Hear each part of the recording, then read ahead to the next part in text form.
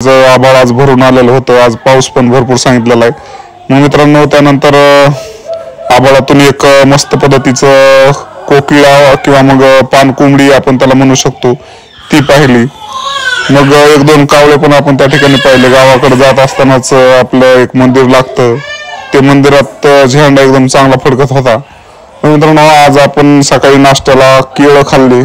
केळासोबतच मित्रांनो आपल्याकडं प्रोटीन युक्त अशा पद्धतीची ऑमलेट होती. ऑमलेट पण सकाळी सकाळी हादडली. आणि त्याच्यानंतर मित्रांनो आज आपल्याला सीताफळ आणायला जायचे बालाघाट डोंगरामध्ये. शेळ्यांना पण आज आपल्याला सांभाळायचे. मॅन वर्सेस वाईल्ड तुम्ही बघत असलात तर बालाजी वर्सेस बालाघाट बघायला विसरू नका. कुसळ बिसळ खात जाऊ नका मित्रांनो, ते काय खाण्यासाठी नसतंय. हे तुम्हाला पहिल्यांदा मी दाखवलं आजच्या आपल्या पहिल्या सीन मध्ये. त्याच्यानंतर मित्रांनो कशा पद्धतीने मी आज सीताफळ गोळा करणार हे तुम्हाला दाखवतो आणि किती सीताफळ गोळा केले हे दाखवतो. सगळ्यात अगोदर तर मित्रांनो त्या ठिकाणी गवत एकदमच भारी दिसत होतं. म्हणलं जर आपल्या फॉलोअर्सला गवत पण दाखवून द्यावं. मग मित्रांनो मोराचे पंख आपल्याला सापडले. या इकडे लांडोर आणि मोर भरपूर प्रमाणामध्ये बालाघाट डोंगरामध्ये आपल्याला आढळतात. त्यानंतर मित्रांनो आपल्याला एक त्या ठिकाणी वेल होता. त्या वेलाला धरून वर जायचं होतं सीताफळाच्या झाडाकडे. वेल एकदमच मजबूत होता मित्रांनो. आपलं वजन 80 किलो, पण आपलं वजन पूर्णपणे झेपण्याची क्षमता हे वेलीमध्ये. मग मित्रांनो त्याला आपण धरलं आणि त्याच्या सहाय्याने आपण गेलो वर. वर पोहोचल्यावर बघू शकता मित्रांनो जवळपास 15 ते 20 फूट अंतर मी त्या वेलाला धरून वर चढलेलं आहे. खरं तर माझ्या हाताला भरपूर लागलं पण आहे, कारण की मित्रांनो त्याच्या अगोदर मी सीताफळाचा फाटा धरून वर चढा गेलो तर पडलो होतो. त्या ठिकाणी खिशातले 100 रुपये टाकले आणि तेच घेतले, कारण की जरा व्हिडिओमध्ये काहीतरी पैशाचा विषय असा म्हणून म्हणलं तुम्हाला पण ते पण दाखव. मित्रांनो आपल्या शेळ्या एकदमच चांगल्या आहेत, हुशार आहेत म्हणण्यापेक्षा. आणि आज गरमायला लागलं होतं भरपूर. आपल्याला सवय नाही कामाची आणि सगळा घाम सगळा आपल्या अंगाला आलेला होता. एवढं सोपं नाही मित्रांनो बालाघाटमध्ये लाईफ जगणं किंवा मग बालाघाटमध्ये काही काम करणं. बालाघाटमध्ये मित्रांनो सध्या आळ्यांचा पण प्रादुर्भाव आहे, कारण की आळ्या नसल्या तर पशुपक्षी काय खाणार, म्हणून ह्या आळ्या आहेत. डोंगराला खूप सारं चढ उतार आहेत आणि डोंगर सुद्धा खूप जास्त भरलेले आहेत. चारा पण खूप आहे डोंगरामध्ये. इथं लाजाळूचं झाड होतं, त्याला थोडंसं लाज दाखवण्यासाठी मी टच केलं. त्याच्यानंतर मित्रांनो खूप सारे पाणी होतं, आपल्याला तहान लागलेली होती. मग आपण पहिल्यांदा तर पाण्याची एका हिऱ्याला बाटली भरून घेतलेली आहे, कारण की पाणी पिलं म्हणजे डिहायड्रेशन माणसाचं होत नाही. दिवसभर उन्हाचं चढायचं आणि चढणं उतरणं अशा पद्धतीचा आपला प्रवास असणार आहे. त्याच्यामध्ये जर आपण मनसोक्त पाणी पिलो तर आपल्याला डिहायड्रेशन होत नाही आणि आपली एनर्जी टिकून राहते. कारण की असले खेकडे वगैरे पण इथं खूप सारे आहेत. जर तुम्हाला कधी खेकडा पार्टी करायची असेल तर अवश्य बालाघाट डोंगरामध्ये तुम्ही एक विजिट करा. या ठिकाणी तुम्हाला अस्सल गावरान पद्धतीचे खेकडे ते पण अगदी मोफत मिळतील, ज्याच्या कारणाने तुम्हाला खेकडा फ्राय, खेकडा भजी किंवा मग खेकडा भाजी आमटी वगैरे करून खाता येईल. त्याच्यानंतर मित्रांनो आपल्याला या ठिकाणी भूक लागलेली होती. म्हणलं चला आता थोडंसं खूप सारं फिरणं वगैरे झालेलं आहे. आपण थोडंसं आता वातावरण पण निवांत आहे, पाणी पण भरपूर आहे. या ठिकाणी बसून जेवण करूयात, कारण जेवलं मजा आणखी आपल्याला बोंबलत फिरायला मजा करायला एनर्जी येईल. जर तुम्ही व्हिडिओ इथपर्यंत बघितला असेल तर तुम्ही आपले पक्के सबस्क्रायबर आहात आणि पक्के फॉलोअर आहात, हे आम्ही गृहीत धरतो. त्याच्यानंतर मित्रांनो या ठिकाणी एक पक्षी बसलेला होता, खंड्या, ज्याला आपण किंगफिशर ही म्हणू शकतो. तो किंगफिशरचा आपण त्या ठिकाणी व्हिडिओ घेतला. व्हिडिओमध्ये तो उडून पण गेलेला आहे. उडाउडी करायचे काम पण त्याला बऱ्यापैकी जमतात म्हणलं तर हरकत नाही. त्याच्यानंतर मित्रांनो या ठिकाणी पाखुळ्यांचा एक थवा होता. आपल्या बालाघाट डोंगरामध्ये ह्या पिवळ्या पाखुळ्या जास्त प्रमाणात आपल्याला आढळतात. मित्रांनो या ठिकाणी एक छानसा ओढा होता. कड्याच्या इथून ओढ्याचं पाणी झुळझुळ वाहत होतं. आणि मग मित्रांनो बघूयात आपल्या डब्यामध्ये आज काय आहे. मित्रांनो आपण डब्याचे दोर सोडले आणि त्याच्यानंतर बघितलं तर खाली बाजरीची भाकर, जी की बाजरी आपल्या भागामध्ये डोंगर रांगामध्ये खूप जास्त पिकले जाते, सगळ्यात जास्त खाल्लं जाणारं अन्न. आणि काय आहे भाजीमध्ये तर मित्रांनो ही आहे मटकीची डाळ. मग मित्रांनो सकाळी केळी आणि अंड्याचा नाश्ता केल्याच्या नंतर दुपारी डाळ खाताना थोडंसं जोर येतं, पण भूक लागलेली असते. आपण खूप सारे चढ उतार बघितलेले असतात. मग आपण त्या ठिकाणी जेवण बिवण करू शकतो. आणि त्याच्यानंतर मित्रांनो आपल्याला पाण्यात दिसल्या मुऱ्या. मित्रांनो ह्या मुऱ्या खायला खूप चविष्ट आहेत.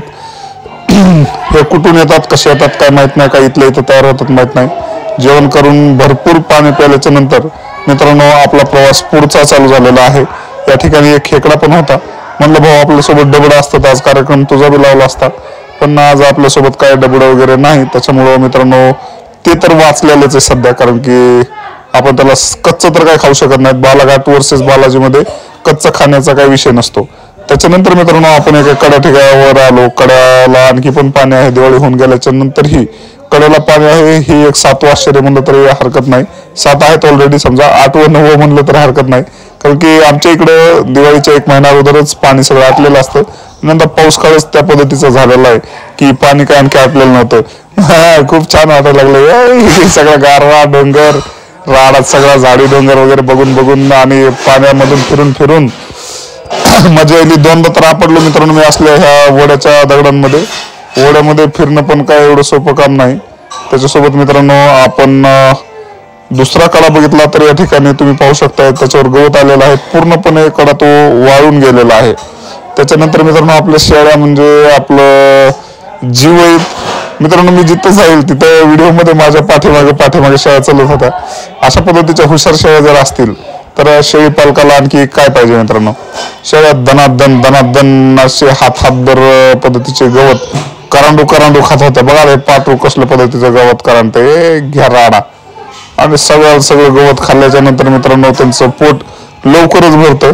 मग कड्यामधून मी रेंज तर नव्हती कसलीच, मग मित्रांनो त्या ठिकाणी कड्यामधून शेळ्यांना बाहेर काढणं जरा मला अवघड झालं होतं। शेळ्या तर मस्त चरत होत्या, पण मला रेंज नसल्यामुळे मी बोर व्हायला लागलो होतो। आपल्याला सवय 5-5 मिनिटाला सबस्क्रायबर वाढलाय का फॉलोअर वाढलाय का बघायची, आणि जरा असं कितपर्यंत बसणार होतं आपण। मग म्हणलं चला टाइमपास करूयात। मग खूप सारे सीताफळाचे झाडं होते, ते सीताफळाचे झाडं मित्रांनो मी पाहू लागलो। एका सीताफळाला रट्टा दिला दगडाचा, सीताफळ पडलं। शेळ्यांना बळच कड्याच्या वर आणण्यासाठी कड्यातून हाकललं, पण शेळ्या तिथे येऊन डबल बसल्या मित्रांनो। या ठिकाणी शेळ्या तब्बल आपल्या 1.5 तास बसलेल्या होत्या। त्यानंतर मित्रांनो या ठिकाणी तुम्ही पाहू शकता, तुम्हाला खडुळीण दिसत असेल मित्रांनो। खडुळीण एवढ्या जास्त प्रमाणात आपल्या डोंगरात आहेत, हे पाहून मला तर पहिल्यांदा आश्चर्य वाटलं। तिथं तर 3 पिल्लं आहेत खडुळीणीचे, जे की आपण टिपलेले आहेत आपल्या छायाचित्रामध्ये।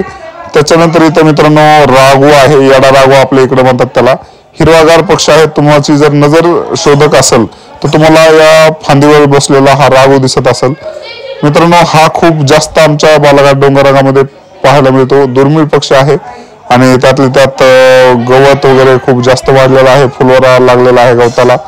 हे पाहून बरं वाटते, कारण की आमच्या मसर पण डोंगराला चरतात, आणि यंदा आणखी पण चारा हिरवागार असल्यामुळे आणखी काही लोकांच्या शेवबी आपण खाल्लेल्या नाहीत मित्रांनो। हे नवीनच प्रकार आहे, हे मी काही खात नसतो, पण उगं हवा करण्यासाठी तोंडामध्ये टाकलाय, चव तुम्हाला दाखव म्हणलं तर बिलकुलच खराब चव आहे, पण व्हिडिओमध्ये मन हलवलं का ठीक आहे गोड चव आहे म्हणून। बघा मित्रांनो मी एवढे सीताफळ तोडलेत, पाण्याची बाटली पण आहे सोबत, आणि आज एकदमच खतरनाक पद्धतीचा व्ह्यू दाखवण्याच्या नादामध्ये चिमण्यांना दगड मारला मित्रांनो। बरं झालं एखाद्या चिमणीला लागला नाही, परंतु एक थवा मात्र उडून त्या ठिकाणून पळाला।